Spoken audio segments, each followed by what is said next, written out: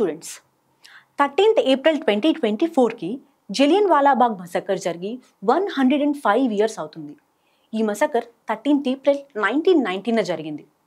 So ఇవాళ క్లాస్లో ఈ మసకర్ ఎందుకు జరిగింది, దాని రీజన్స్ మరియు దాని ఇంపాక్ట్స్ చూద్దాం మనం. సో ఫస్ట్ చూసుకున్నట్టు అయితే 1919 టైంలో ఇండియా ఒక సినారియో ఎట్లా ఉంది. 1919 టైంలో టూ మేజర్ ఈవెంట్స్ జరుగుతున్నాయి అని చెప్పుకోవచ్చు. ఒకటి, గాంధీజీ మాస్ లీడర్గా ఎస్టాబ్లిష్ అయ్యారు. ఎలా? అప్పటికే గాంధీజీ చేసినటువంటి చంపారన్, ఖేదీ లాంటి సత్యాగ్రహాలు సక్సెస్ అయినాయి అండ్ ఆయన ఒక నేషనల్ లీడర్గా ఎస్టాబ్లిష్ అవ్వడం జరిగింది. At the same time British world war 1లో ఫైట్ చేస్తుంది. వరల్డ్ వార్ 1లో ఫైట్ చేసి 1919 బై ట్రీటీ ఆఫ్ వెర్సాలిస్ ఈ వరల్డ్ వార్ 1 అనేది కంప్లీట్ అవ్వడం జరుగుతుంది. సో ఇవి రెండు మేజర్ ఈవెంట్స్ జరుగుతున్నాయి అప్పుడు ఇండియాలో. సో దీనికోసం బ్రిటిష్ 1915లో డిఫెన్స్ ఆఫ్ ఇండియా యాక్ట్ని తీసుకొచ్చింది. 1915 ఎందుకు? ఈ వరల్డ్ వార్ 1 జరుగుతుంది కదా, దీనివల్ల ఎక్స్ట్రీమిజం ఎక్కువైపోవడము, అదే టైంలో గదర్ మూవ్మెంట్ రావడము అండ్ హోమ్ రూల్ లీగ్, వీటి వల్ల రివల్యూషనరీ యాక్టివిటీస్ ఎక్కువ అవ్వడం చేత బ్రిటిష్ 1915లో డిఫెన్స్ ఆఫ్ ఇండియా యాక్ట్ని తీసుకురావడం జరిగింది. సో ఈ యాక్ట్ స్పెసిఫిక్గా చెప్పాలి అంటే రివల్యూషనరీ యాక్టివిటీస్, ఎక్స్ట్రీమిస్ట్ యాక్టివిటీస్ని క్రబ్ చేయడానికి అండ్ సెడిషన్ అనేది లేకుండా చేయడానికి ఈ యాక్ట్ రివల్యూషనరీ అండ్ ఎక్స్ట్రీమిస్ట్ యాక్టివిటీస్ని క్రబ్ చేయడానికి తీసుకురావడం జరిగింది. ఇందులో చూసుకున్నట్టయితే ఫీచర్స్ వచ్చి ప్రివెంటివ్ డిటెన్షన్, ఇంకా ట్రయల్ లేకుండా అరెస్ట్ చేయడము, అరెస్ట్ వితౌట్ ట్రయల్, వీటి ద్వారా సివిల్ లిబర్టీస్ని తీసేయడం కాకుండా రివల్యూషనరీ యాక్టివిటీస్ని కూడా క్రబ్ చేయడానికి ట్రై చేసింది. సో ఆ తర్వాత 1919లో రౌలట్ యాక్ట్ని తీసుకురావడం జరిగింది. ఇది is nothing but British pass చేసినటువంటి డిఫెన్స్ ఆఫ్ ఇండియా యాక్ట్ ఉంది కదా, దీని యొక్క ఎక్స్టెన్షనే 1919 రౌలట్ యాక్ట్. సో దీని రౌలట్ యాక్ట్ యొక్క మేజర్ ఫీచర్స్ చూద్దాము. ది ఫస్ట్ థింగ్ వచ్చేటప్పటికి సస్పిషన్.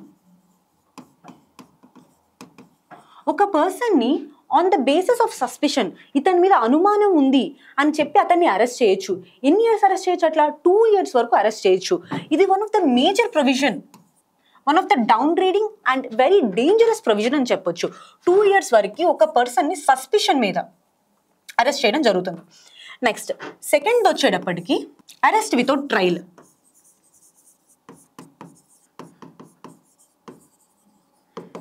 అంటే న్యాయ నిర్ధారణ, అంటే వాళ్ళు నిజంగా తప్పు చేశారో లేదో అనేది ఒక ట్రయల్ లేకుండానే అరెస్ట్ చేసే అవకాశాన్ని ఈ యాక్ట్ కల్పిస్తుంది.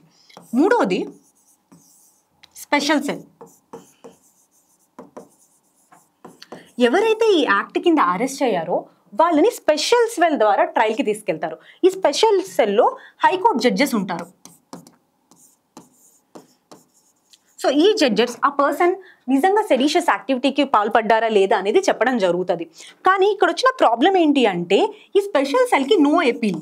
అంటే ఎప్పుడైతే ఈ స్పెషల్ సెల్ ఒక జడ్జిమెంట్ పాస్ చేస్తుందో ఆ జడ్జిమెంట్ కరెక్ట్ అయినా సరే తప్పైనా సరే దానిపైన ఎపీల్ చేసుకోవడానికి ఏమీ లేదు. ఇది ఫైనల్ జడ్జిమెంట్ అన్నట్టు. ఇంకొకటి మేజర్ డౌన్ గ్రేడింగ్ ఫీచర్ ఏంటి అంటే ఎవిడెన్స్ ఏదైనా తీసుకోవచ్చు. అంటే ఎప్పుడైనా ఒక పర్సన్ని అరెస్ట్ చేస్తున్నప్పుడు ఫర్ ఎగ్జాంపుల్ ఒక రూమర్ వచ్చింది అనుకోండి, ఆ రూమర్ని కూడా వీళ్ళు ఎవిడెన్స్గా తీసుకోవచ్చు. ఇది చాలా డేంజరస్ ప్రొవిజన్ అని చెప్పుకోవచ్చు. ఇంకొకటి వచ్చేటప్పటికి అరెస్ట్ వితౌట్ వారెంట్. ఎలాంటి వారెంట్ లేకుండా అరెస్ట్ చేసుకోవడం అనమాట. వారెంట్ లేకుండానే అరెస్ట్ చేయడం. ఈ 4 one of the major features and దీనివల్లే చాలా హ్యుమానిటేరియన్ క్రై అండ్ బ్యాక్లాష్ వచ్చింది ఈ యాక్ట్కి. స్పెసిఫిక్గా చెప్పాలి అంటే పోలీస్ ఏదైనా అనుకుంటే వాళ్ళకి ఎక్స్ట్రాడినరీ పవర్స్ ఇవ్వడము and nothing is against the police or British government. ఇది ఈ యాక్ట్ ఎన్ష్యూర్ చేసిందని చెప్పుకోవచ్చు. సో గాంధీజీ దీన్ని బ్లాక్ యాక్ట్ అని చెప్పడం జరిగింది. అండ్ ఇంకా ఏం చెప్పారంటే ఎక్కడో జరిగేటటువంటి ఐసోలేటెడ్ ఈవెంట్స్ కారణంగా overall on scale large population of the పబ్లిక్ని ఇలాంటి యాక్ట్ పాస్ చేయడం ద్వారా శిక్షించడం కరెక్ట్ కాదు అని చెప్పడం జరిగింది. సో దీనికోసం గాంధీజీ ఏం చేశారు? April 6th ఆల్ ఇండియా స్ట్రైక్ని ప్లాన్ చేశారు.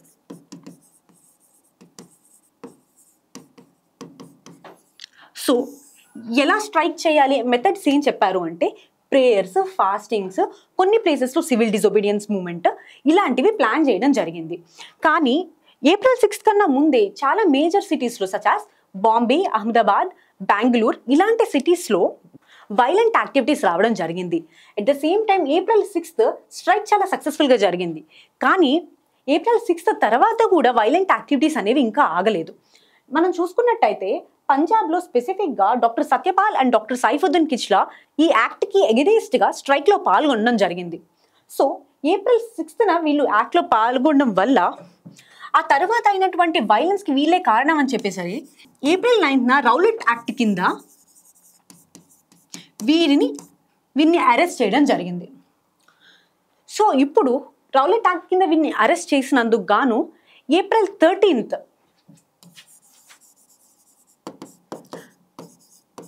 జలియన్వాలా బాగ్లో పీస్ఫుల్గా ప్రొటెస్ట్ చేయడానికి ప్లాన్ చేశారు అందరూ.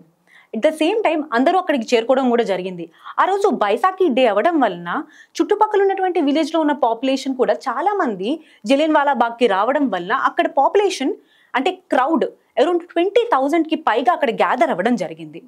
సో అదే టైంలో పంజాబ్లో మార్షల్ లా యాక్టివ్గా ఉంది. అంటే నలుగురు కన్నా ఎక్కువ పీపుల్ అసోసియేషన్ ఉండకూడదు అని చెప్పేసి ఈ విషయం తెలియని చాలామంది విలేజర్స్ అక్కడికి రావడము, అక్కడ ఆ మీటింగ్లో పాల్గొనడం వలన వాళ్ళు మార్షల్ లాకి ఎగ్నెస్ట్గా వెళ్ళారు అని చెప్పేసి జనరల్ డయర్ ఆ ప్లేస్కి రావడము, అక్కడ ఉన్నటువంటి సన్నటి ఎగ్జిట్ని క్లోజ్ చేయడం జరిగింది.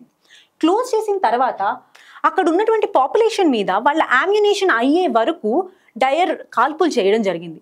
ఆ పాపులేషన్లో ఎంతో మంది ఉమెన్ మరియు ఇన్నోసెంట్ చిల్డ్రన్ ఉన్నారు. సో ఆ కాల్పుల్లో దాదాపు 1000 పీపుల్ చనిపోయారు. అట్ ద సేమ్ టైం 1000 నుంచి 1500 మెంబర్స్ ఆఫ్ క్యాజువాలిటీస్ కూడా జరిగాయని చెప్పారు. సో ఈ జలియన్వాలా బాగ్ మసాకర్ తర్వాత దీనికి ప్రొటెస్ట్గా రవీంద్రనాథ్ ఠాగూర్ ఆయన నైట్హుడ్ని వదిలేయడం జరిగింది. At the same time Gandhiji ఆయనకి ఇచ్చినటువంటి కైసరే హింద్ మెడల్ని కూడా రెనౌన్స్ చేయడం జరిగింది. మనం ఇప్పటికీ చూసినట్టయితే జలియన్వాలా బాగ్లో ఆ బుల్లెట్ మార్క్స్ని పెట్టడం జరిగింది. అక్కడ వెళ్ళిన వాళ్ళు చూడొచ్చు దాన్ని. సో ఈ మసకర్ తర్వాత ఈ మసకర్ని ఇన్వెస్టిగేట్ చేయడానికి ఒక కమిషన్ని అపాయింట్ చేయడం జరిగింది. ఆ కమిషన్ ఏమంటారు అనేది మీరు ఇవాళ కామెంట్స్లో చెప్పండి. So we must take a moment to pay respects for the people who lost their lifes in the process of getting independence. ఇవాళ మనం ఎంజాయ్ చేస్తున్నటువంటి ఈ ఫ్రీడమ్ కోసం వాళ్ళ లైఫ్ని సాక్రిఫైస్ చేసినందుకు